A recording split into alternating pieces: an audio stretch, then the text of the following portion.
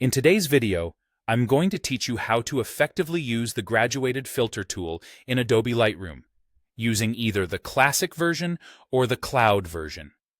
Let's dive right in and start by opening your photo in Lightroom. Once you have your photo loaded, you'll want to head over to either the Edit module if you're using the cloud version, or the Develop module if you're in the classic version. Now, let's select the graduated filter tool. For those using Lightroom Classic, you can find this tool by looking for the icon located under the histogram. It resembles a rectangle with a gradient. Alternatively, you can simply press the M key on your keyboard. If you're working with the cloud version, you'll be searching for something labeled as masking or linear gradient, as the tool naming can occasionally differ between versions. Once the tool is selected, click on the part of your image where you want the strongest effect to begin. This is often near the edge of your photo. Now, drag towards the area where you want this effect to gently fade away. As you drag, you'll notice 3 lines and a center pin appear on your image. Here's how they work. The first line marks where the full effect kicks in, the second outer line marks where this effect fades to 0, and the middle pin allows you to move or rotate the gradient to position it just how you like.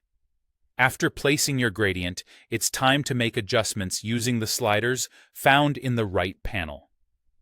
These sliders let you tweak various aspects like exposure, highlights, shadows, contrast, and temperature, allowing you to refine your desired effect precisely in that selected region.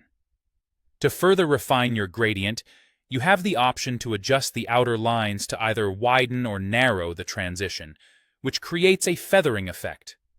You can also rotate the gradient by clicking and dragging the center pin, identified by a hand icon with arrows. For more accuracy, especially if you need to visualize the area affected by your gradient, use the Show Selected Mask Overlay feature, which you can quickly access with the shortcut O. If you find the filter subtly drifting into unwanted areas, like across a subject in the image, you can subtract those parts. This removal is easily done using a brush or by selecting a subtract mode to cleanly remove the effect from those areas. Remember, you're not limited to just one filter. Feel free to apply multiple gradients to adjust different edges or parts of your photo for a more polished look. To do this, right-click a filter pin to duplicate it, or click on New if you're looking to add another filter from scratch. Finally, once you're satisfied with your adjustments, it's important to compare the before and after to ensure your effects are seamlessly integrated and don't inadvertently lead to harsh lines or obvious mask transitions. Finish up by saving or exporting your image, happy with the enhancements you've made.